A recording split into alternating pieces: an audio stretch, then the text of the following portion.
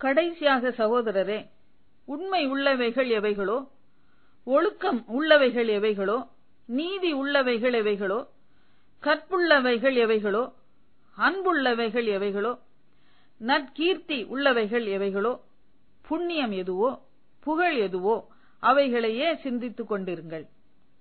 நீங்கள் என்னிடத்தில் கற்றும் அடைந்தும் கேட்டும் கண்டும் இருக்கிறவைகள் எவைகளோ அவைகளையே செய்யுங்கள்.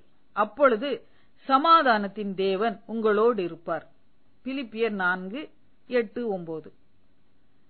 உடற்பயிற்சி சரீரத்திற்கு ஆரோக்கியத்தை கொடுப்பது போலவே ஆவிக்குரிய பயிற்சி நமது ஆத்துமாவிற்கு ஆரோக்கியத்தை கொடுக்கிறது.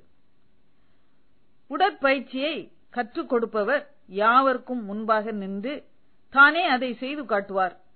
அவரை பார்த்து மற்ற யாவரும் கற்றுக்கொள்வார்கள். கூடவே அதே போலவே செய்து கொண்டே இருப்பார்கள். பவுல் அப்போஸ்தலரும் இங்கே தன்னையே ஆவிக்குரிய பயிற்சிக்கு மாதிரியாய் வைத்து, என்னிடத்தில் கற்றும் அடைந்தும் கேட்டும் கண்டும் இருக்கிறவைகள் எவைகளோ அவைகளையே செய்யுங்கள் என கூறுகிறார். இங்கே 2 விதத்தில் ஆவிக்குரிய பயிற்சி நமக்கு கற்றுக் கொடுக்கப்படுகிறது. 1 சிந்தனை, 2 செயல்.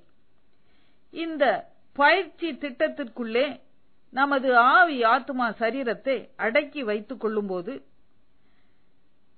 நம் சிந்தனைக்கும் செயலுக்கும் இவ்விரண்டு வசனங்களையும் அளவுகோலாக வைத்துக் கொண்டு வாழும்போது, கர்த்தரை மகிமைப்படுத்துகிறவர்களாக, கர்த்தரின் சித்தத்தை நிறைவேற்றுகிறவர்களாக வாழுவோம்.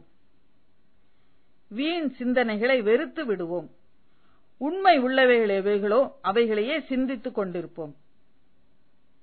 நான் கிறிஸ்துவை பின்பற்றுகிறது போல நீங்களும் என்னை பின்பற்றுகிறவர்களாய் இருங்கள் என பவுல் 1 கொரிந்தியர் 11:1 சொல்வது போல, கிறிஸ்துவில் பரிசுத்தவான்களில் நாம் கற்றும் அடைந்தும் கேட்டும் கண்டும் இருக்கிறவைகள் எவைகளோ அவைகளையே செய்வோம். அப்பொழுது சமாதானத்தின் தேவன் நம்மோடு இருப்பார். ஆமேன். ஜெபம். அன்பின் பிதாவே, என் வாயின் வார்த்தைகளும் என் இருதயத்தின் தியானமும் உமது சமூகத்தில் பிரீதியாக இருக்கட்டும். என்னை ஆசீர்வதியும். ஆமேன்.